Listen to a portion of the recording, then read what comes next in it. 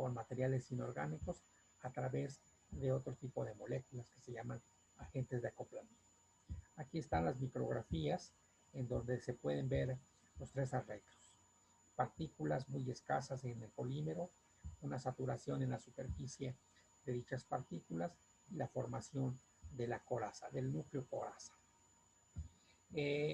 Empezamos esto a analizarlo con microscopía electrónica de barrido. Aquí les muestro tres ejemplos en donde hay tres membranas o tres andamios y pueden ver arriba cuáles son los diámetros promedio. Vamos a analizarlos. Estas fibras fueron obtenidas con diferentes condiciones.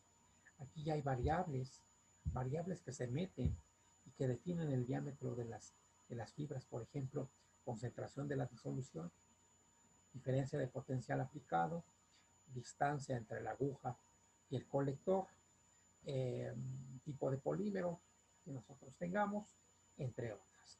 Y velocidad de inyección. Así que hay varias variables que definen el diámetro de las fibras. Aquí, por ejemplo, este diámetro promedio es de 609 más menos 98 nanómetros. Una incertidumbre muy grande. Aquí el diámetro promedio es 453 más menos 204 nanómetros. Casi el 50% del mensurado es la incertidumbre. Aquí tenemos 372 más menos 153 nanómetros. Algo también complicado. Comenzamos a darnos cuenta que las incertidumbres son muy grandes.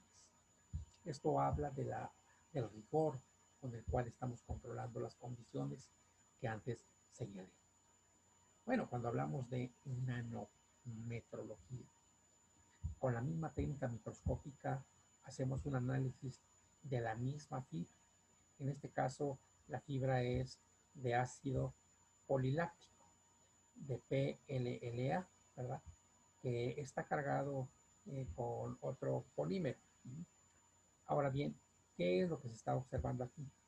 En un corte transversal de la fibra, se puede observar una orientación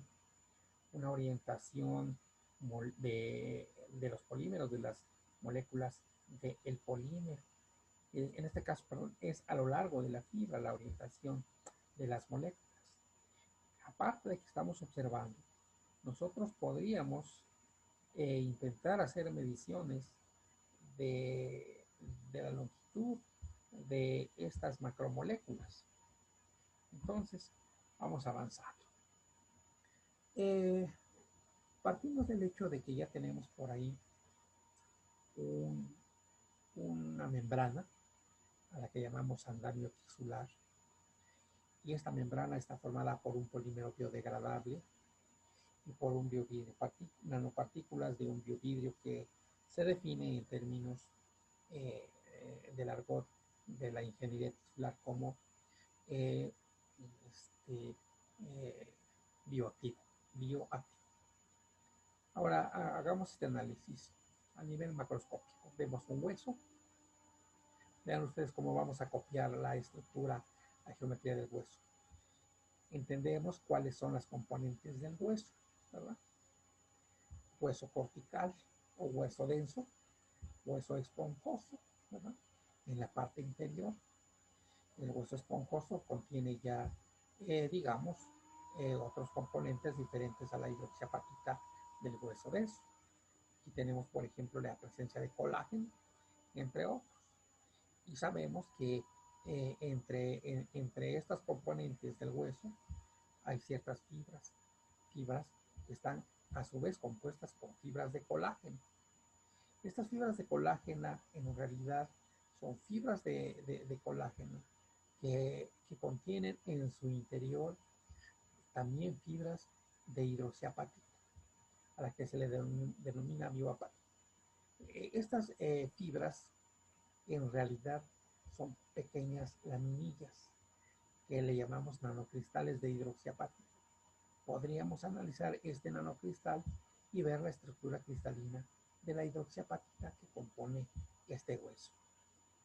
¿Cuál es el objetivo? Pues el objetivo de nosotros si en un momento dado queremos regenerar el hueso, hacer un material que copie estas características, a lo que llamamos biometrismo.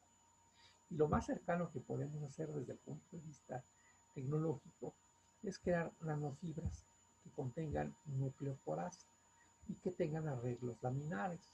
Ahora bien, aquí por ejemplo, una nanofibra que se ha obtenido de PLLA, a la cual se le ha hecho un corte transversal y se ha analizado la sección transversal, se ha observado que existen diferentes capas.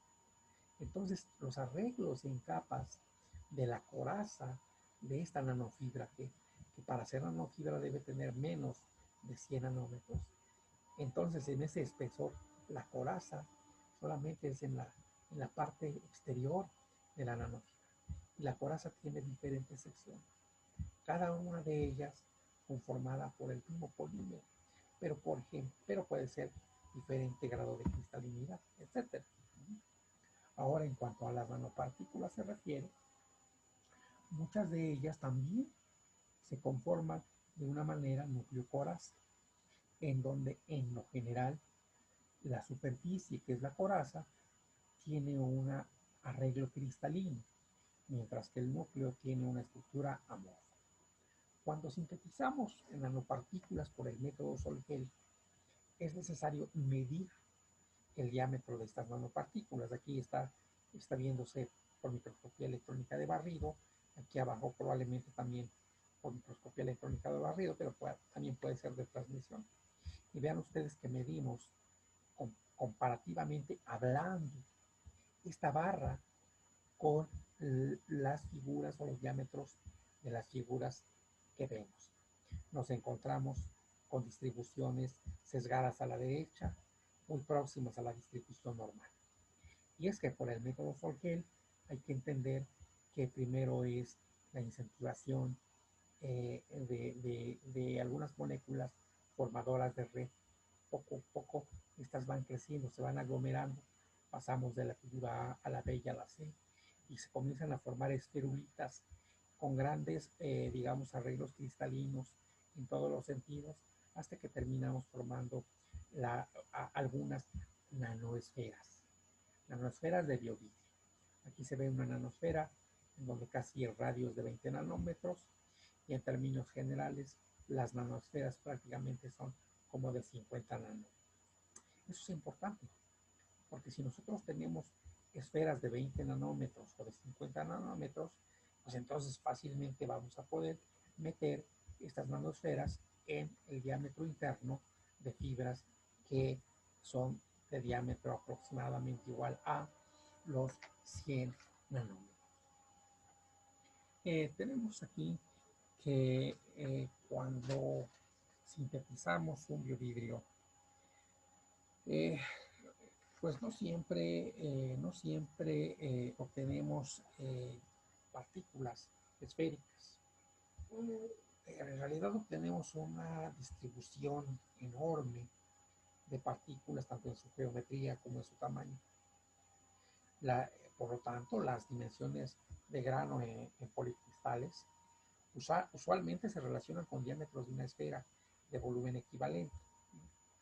Entonces, lo primero que tenemos que hacer es que estas partículas tratemos de circunscribirlas a una esfera. Muchas veces esa esfera nos va a permitir medir una sola partícula o diferentes partículas. Aquí nosotros observamos que en esta primera síntesis hemos obtenido partículas con granos muy ordenados. Casi todos están del mismo tamaño. Aquí simplemente están bien ordenados, aquí moderadamente ordenados, y aquí pobremente ordenados, y aquí muy pobremente ordenados. Por lo tanto, nosotros suponemos que un material con esta característica, en cuanto al tamaño de las partículas, entonces tendríamos una distribución muy cerrada como la que tenemos aquí. Bueno, en este caso es parte de una bimodal, porque son dos picos, pero vamos a referirnos a la línea punteada, ¿no? Si tuviéramos este caso, entonces esta de distribución unimodal sería muy estrecha. Y en la medida en que el desorden en tamaño y forma de las partículas va creciendo, digamos, esta distribución se va haciendo mucho más ancha. De tal forma que en este caso, a la muy pobre ordenación de tamaño de las partículas, le corresponde una distribución muy ancha. Bueno, son consideraciones que se tienen que realizar para poder hacer mediciones. Aquí tenemos el resultado de la síntesis sol-gel de, de un biovidrio. En este caso, óxido de silicio, óxido de calcio, óxido de magnesio y pentóxido de fósforo. Es una formulación cuaternaria. La fotografía fue obtenida por microscopía electrónica de barrido y nos encontramos nosotros con que, de acuerdo a la amplificación de la fotografía, tenemos esta barra comparativa. Esta barra comparativa, pueden ver ustedes aquí,